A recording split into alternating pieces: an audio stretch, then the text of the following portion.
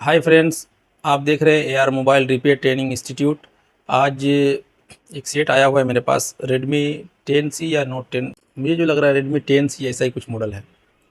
और इसमें प्रॉब्लम यह है कि ये सेट ऑन नहीं हो रहा है। कस्टमर का कहना है कि ऑन नहीं हो रहा है, पर मुझे जो देखने को मिला है पूरा एकदम फ्रेश मदरबोर्ड है, जैसे कि आप देख पा रहे हैं।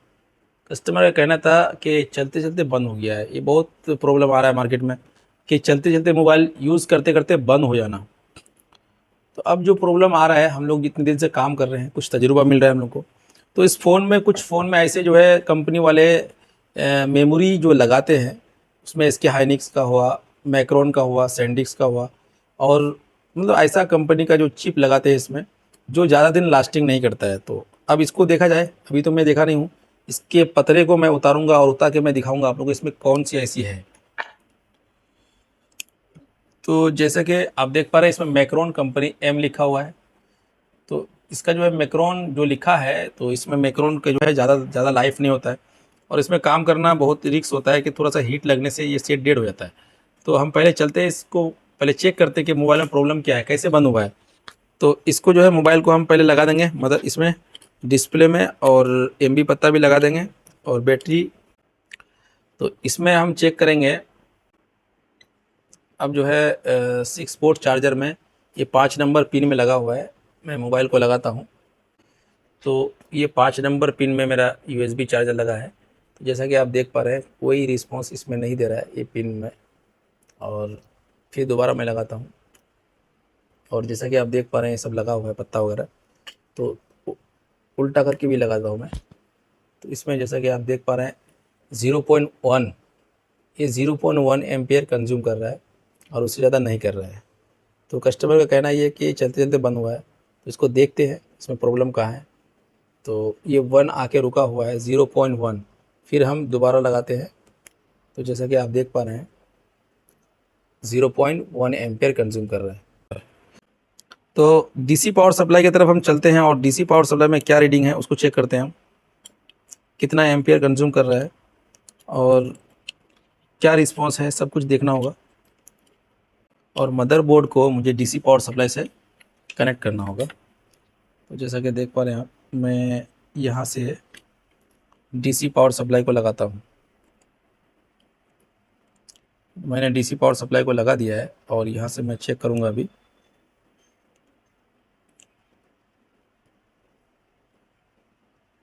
तो जैसा कि देख पा रहे हैं 66 में ये जो है रुका हुआ है।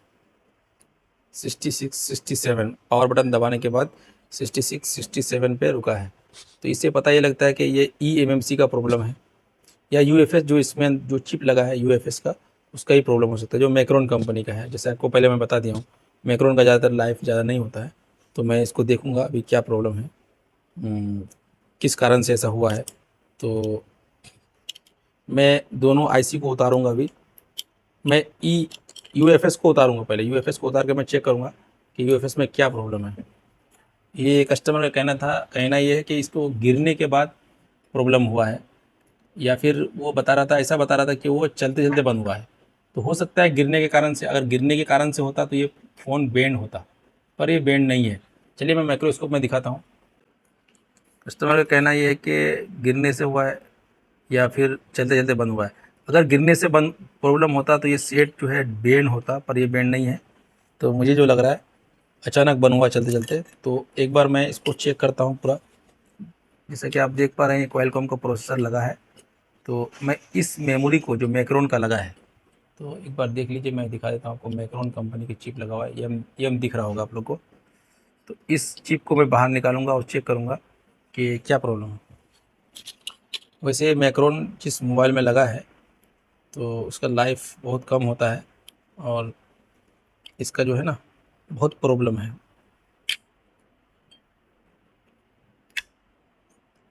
तो मैंने सीड को उतार लिया है, और उतारने के बाद मुझे अभी इस आईसी को निकालना पड़ेगा।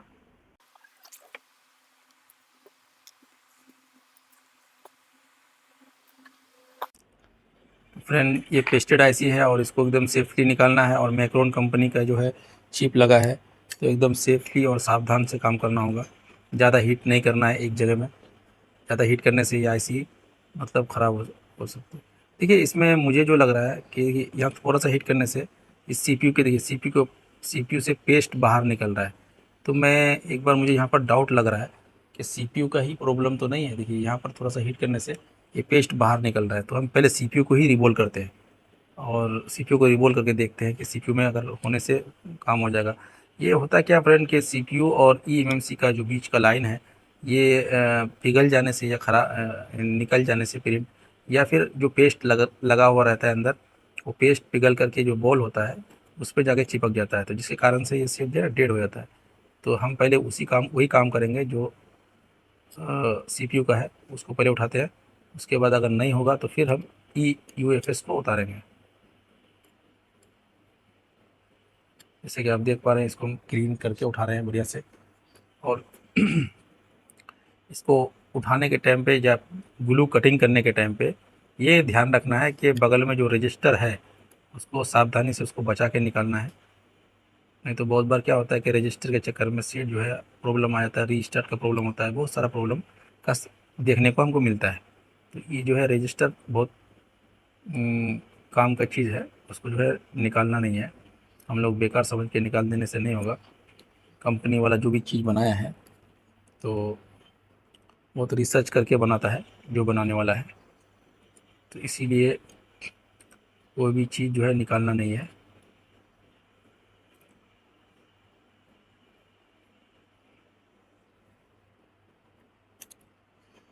जब कोई सेट आपके पास डेड कंडीशन में आए तो बहुत सारे जगह से प्रॉब्लम हो सकता है। जैसे कि इसमें दिखा रहा था 66 में स्टक हो रहा था, तो प्रॉब्लम बहुत जगह से हो सकता है। सीपीयू से भी हो सकता है क्योंकि ब्लैक पेस्ट में जो आ रहा है अभी, और प्रॉब्लम बहुत ज़्यादा सीपीयू से प्रॉब्लम आ रहा है, मार्केट में देखने को मिलता है।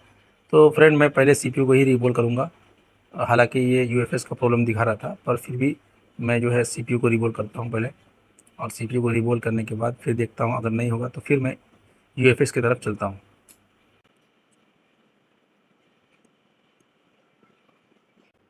तो फ्रेंड जैसा कि आप देख पा रहे हैं, मैं एक पिस्टन आईसी को सेफली निकाल लिया है, और निकाल करके मैं साइड में रखता हूँ और इसको ग्लू को साफ़ करता हूँ पहले। और ग्लू को साफ़ करने के बाद फिर मैं जो है आगे का जो प्रोसेस है मैं स्टेप बाय स्टेप बताऊँगा आप लोगों को। तो वीडियो में बने रहें, इस वीडियो को जो है ना स्किप ना करें, क्योंकि स्किप करने से या आप काट के आप देखते हो वीडियो को तो आधा समझ में आएगा, आधा समझ में नहीं आएगा। तो जब भी कोई सीपीयू एमसी का काम जो हो तो आप पूरी वीडियो देखें ताकि आपको समझ में आए। या इस लेवल में अगर कोई काम सीखना चाहते हैं तो मुझसे कांटेक्ट कर सकते हैं आप। स्क्रीन में नंबर रहता है, ऑफिस का नंबर। और हम लोग जो क्लास देते हैं इसमें, ये 8 घंटे का क्लास होता है और डेली क्लास होता है। तो आप यहाँ पर आकर ट्रेनिंग ले सकते हैं।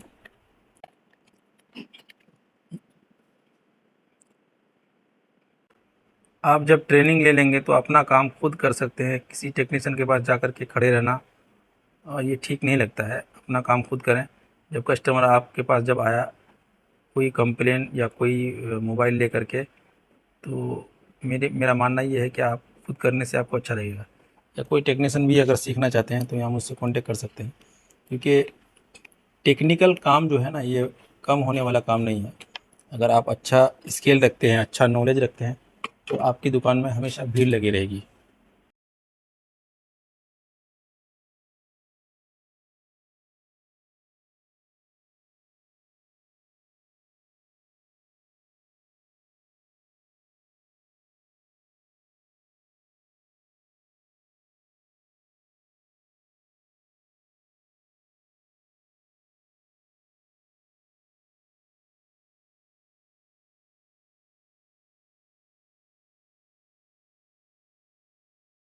तो फ्रेंड ये जो है स्केल अच्छा होना चाहिए। जब आपका स्केल सही हो जाएगा तो आप जो है अच्छा खासा पैसा कमा सकते हैं, क्योंकि मेन जो है सीपीयू निकालना कोई बड़ी बात नहीं है, और सीपीयू को फिनिशिंग से निकालना बहुत बड़ी बात है। तो सीपीयू को फिनिशिंग से निकालने के लिए आपको ट्रेनिंग लेना बिल्कुल ज़रूरी है, क्योंकि अपने से अगर कीजिएगा, बहुत सारे यूट्यूबर बोलते हैं कि यूट्यूब में देखने से बहुत कुछ मिल जाता है, ऐसा नहीं होता है सर। ऐसा होने से किताबें बहुत मार्केट में मिलती है, और किताब पढ़ कर के कोई टीचर नहीं बन जाता या स्टूडेंट यूट्यूब में देख के नहीं पढ़ लेता है। तो आप जो है यूट्यूब में जितना नॉलेज दिया जाता है तो वो ले लें। उसके अलावा अगर आपको नॉलेज की और भी ज़रूरत है तो आप किसी भी इंस्टीट्यूट में जहाँ पर अच्छा काम सिखाते हैं वहाँ से जा कर के आप काम सीख सकते हैं,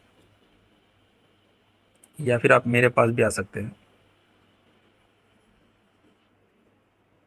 मेरे पास जो 8 घंटा में जो क्लास देता हूँ, तो थ्योरी क्लास बहुत कम देता हूँ मैं, प्रैक्टिकल ज़्यादा करवाता हूँ। इसमें क्या होता है, मेरी सोच ये है कि, और मेरा मानना ये है कि स्टूडेंट अगर अपना घर वगैरह घर छोड़ करके मेरे पास आया है तो कुछ सीख के जाए और कुछ लेकर जाए, इसलिए ज़्यादा मैं प्रैक्टिस करवाता हूँ। तो प्रैक्टिस ज़्यादा करवाने से फ़ायदा ये है कि स्टूडेंट का कुछ जो है स्किल सही हो जाता है, और दुकान में जाके अच्छा खासा कमा भी सकते हैं। अगर आप थ्योरी पढ़ा देते हैं, खाली पढ़ा देते हैं थ्योरी, तो थ्योरी खाली पढ़ाने से नहीं होता है, आपको प्रैक्टिकल भी करना पड़ेगा। खाली थ्योरी पढ़ने से अगर कोई कस्टमर आपके दुकान में आए और आप उनके सामने नोट्स निकाल के बैठ जाने से तो आपको नहीं होगा ना, आपको करके दिखाना होगा। इसीलिए मैं ज़्यादा प्रैक्टिकल पर ज़्यादा विश्वास रखता हूँ कि प्रैक्टिकल ज़्यादा करवाना है स्टूडेंट को लेकर के। थ्योरी जो है नॉर्मल आप जो समझाने का है वो समझा दीजिए, उसके बाद प्रैक्टिकल काम में ज़्यादा फोकस रखना है। फ्रेंड, जैसा कि मैं देख पा रहे हैं आप, मैं सफाई कर रहा हूँ सीपीयू का, तो एकदम केयरफुली सफाई करना है, क्योंकि स्क्रैच सीपीयू में अगर हो जाने से आपको फिर प्रॉब्लम हो जाएगा, डबल खटनी मेहनत करना पड़ेगा, यूवी मास्क लगाना पड़ेगा, और फिर उस तरह नहीं हो पाएगा जिस तरह आप चाहते हैं, पहले जिस तरह था।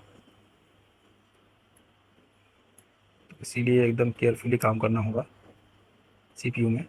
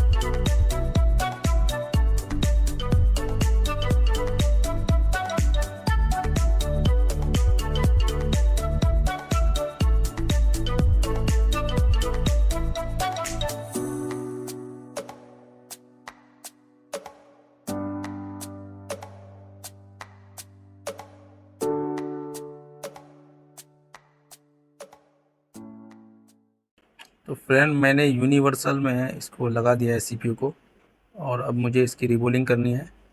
तो रिबोलिंग के लिए आपके पास बढ़िया वाला पीपीडी पेस्ट होना चाहिए, जैसे मैं बना के रखा हूँ। और पीपीडी पेस्ट को डायरेक्ट डब्बा से निकाल के लगाना नहीं है, इसको सुखाना पड़ता है पहले।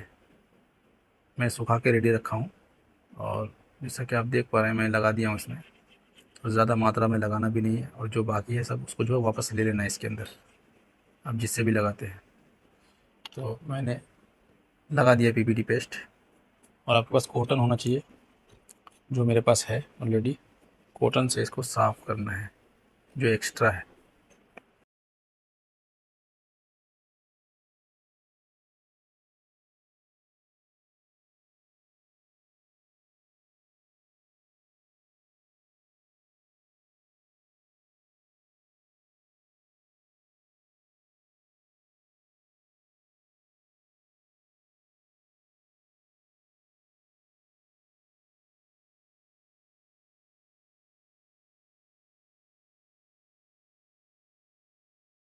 फ्रेंड, मैंने रिबोलिंग कर लिया है। अब जो है एक्स्ट्रा है उसको मुझे कटिंग करना है।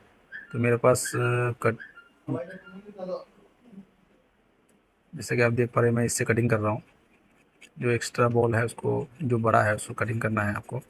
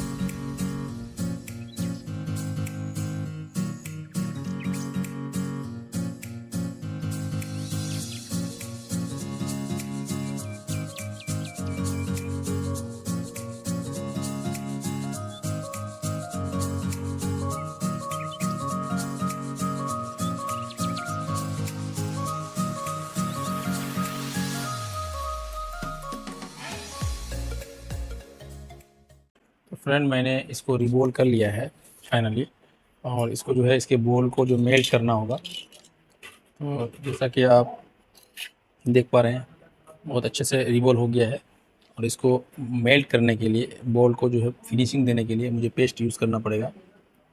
और ये वाइट पेस्ट है, और वाइट पेस्ट जो है आपको लगाना है।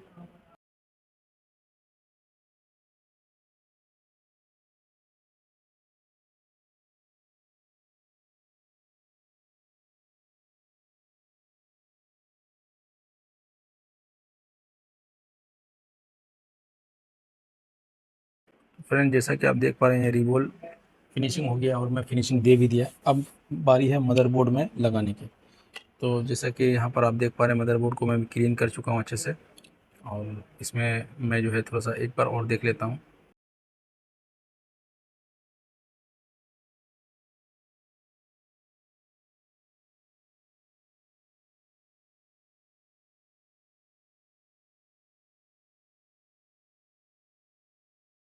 जैसे कि आप देख पा रहे हैं पूरा क्लीन कर चुका हूँ मैं, और उसके बाद जो है मुझे पेस्ट अप्लाई करना है यहाँ पर।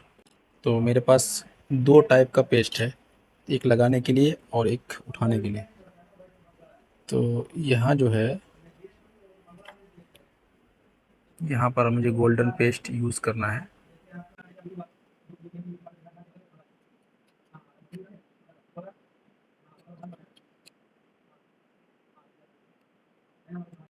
तो फ्रेंड यहाँ पर ज़्यादा पेस्ट बिल्कुल ना लगाएं, क्योंकि जब आप सीपीयू लगाओगे तो सही से लगेगा नहीं।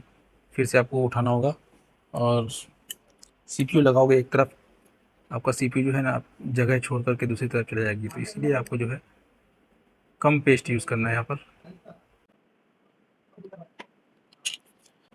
चलिए फ्रेंड बारी है अब इसको लगाने की, तो हम चलते हैं। सीपीयू रिवोल्व कर चुके हैं, अब इसको में लगाना है। सीपीयू रिवोल्व करने के बाद अब जब सीपीयू निकालो तो नोज पॉइंट एकदम ध्यान देना है नोज पॉइंट के ऊपर, और नोज पॉइंट को ध्यान में रखते हुए सीपीयू को उठाएं। जैसा कि मेरा नोज पॉइंट इस साइड में है, तो मेरा ध्यान है इधर कि नोज पॉइंट मेरा इधर था, तो मैं अपने नोज पॉइंट की तरफ मैं लगा चुका हूँ। और इस पर हीट करूँगा मैं 340, और एयर रखूँगा मैं 0। ठीक है। उसके बाद मुझे जब आईसी के प्रॉपर बीच में हीट करना होगा थोड़ी देर के लिए, 10 से 15 सेकंड के अंदर मुझे इतना हीट करना है, उससे ज़्यादा हीट नहीं करना है। 10 से 15 सेकंड के अंदर हीट करके मुझे जो है चारों तरफ होल्डन को हीट करना होगा, जैसे कि मैं अभी कर रहा हूँ। स्टेप बाय स्टेप आप फॉलो कीजिए, उसके बाद आपको समझ में आ जाएगा कि मैं क्या कह रहा हूँ या क्या कहना चाह रहा हूँ।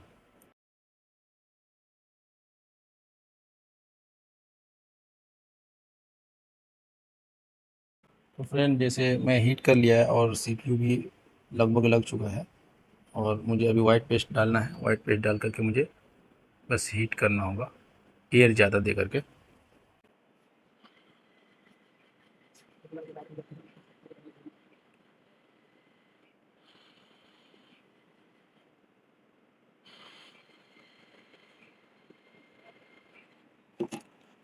और फ्रेंड अभी जो है मेरे पास कूलिंग फ़ैन है, उससे मैं इसको ठंडा कर लूँगा।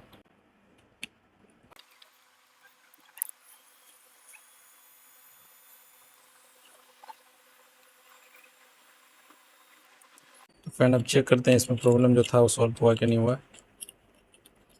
तो मैंने सीपीयू को रिबोल कर लिया है, मदरबोर्ड में फ़िक्स कर रहा हूँ और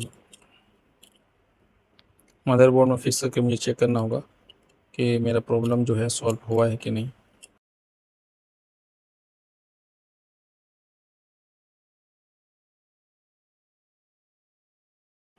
फ्रेंड आप देख पा रहे हैं कि ये फ़ोन डन हो चुका है और मुझे जो प्रॉब्लम दिखा रहा था तो उसमें ये समझ में आ रहा था कि ईएमसी का प्रॉब्लम है। जैसा कि आप देख पा रहे हैं ये चार्जिंग शो कर रहा है। तो हर फ़ोन हर बार जो है जैसा कि रीडिंग दिखाए आपका डीसी पावर सप्लाई में, हर बार ऐसा प्रॉब्लम नहीं होता है। तो आपको जो है ये सब काम सीखने के लिए मेरे पास आना पड़ेगा या अदरवाइज़ किसी भी इंस्टीट्यूट में जाकर के आप सीख सकते हैं, पर सिखाने वाला अच्छा टीचर होना चाहिए। ठीक है, जैसे कि मैं आपको लाइव दिखाता हूँ यहाँ पर काम करके यूट्यूब में, इस तरह खुल के दिखाना सबकी बस की बात नहीं, सब दिखाता भी नहीं है और सब वीडियो जो है एडिटिंग करके डाल देता है। तो मेरा जो भी काम होता है सब जो है मेरा खुद जो है एक्सपीरियंस में, कहीं कटिंग वटिंग नहीं करता हूँ और कोई चीज़ को मैं हाइड नहीं करता हूँ, सब जो है आपके साथ में शेयर करता हूँ कि आप भी कुछ यूट्यूब के ज़रिए से सीखें। और इसीलिए जो है मेरे यहाँ स्टूडेंट जो है बहुत ज़्यादा आते हैं और आप लोगों की दुआ से बैच कभी खाली नहीं जाता है। तो बैच में हमेशा स्टूडेंट फुल रहते हैं, इसीलिए कि मैं जो काम सिखाता हूँ जेन्युइन काम सिखाता हूँ। अगर इसमें कुछ स्टूडेंट नहीं सीख पाते हैं या फिर कमज़ोर हो जाते हैं, वीक वीक होते हैं, तो उसके लिए मैं एक्स्ट्रा टाइमिंग भी देता हूँ और वो क्लास के बाद भी मेरे पास टाइम ले सकता है और जहाँ समझ में नहीं आए फ़ौरन सवाल कर सकता है। तो उसके लिए जो है मैं ये भी ऑप्शन रखा हूँ और आप सबके लिए मैं बैकअप क्लास का ऑप्शन रखा हूँ कि हर 6 महीने के बाद आइए, जहाँ पर आपने काम सीखा है वहाँ पर आप अपडेट होके जाइए। क्योंकि अभी का जो जो सिस्टम आ रहा है मोबाइल में 5G 4G, तो ये जिसमें अपडेट होना बिल्कुल ज़रूरी है।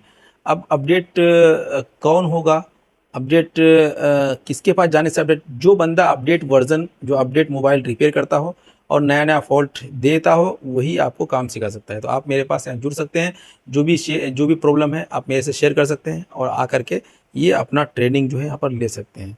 ये 40 दिन का कोर्स है, बेसिक से लेकर एडवांस लेवल तक सारा काम हम लोग सिखाते हैं और जब आपका स्किल सही ना हो तो मैं हाथ पकड़ के आपके पीछे काम सिखाता हूँ। देखिए, देख पा रहे हैं ये चार्ज बिल्कुल कम था और 1% चार्ज हो भी किया और मैं इसको जो है आपके सामने ऑन करके दिखाता हूँ कि मेरा जॉब डन हुआ है कि नहीं हुआ है।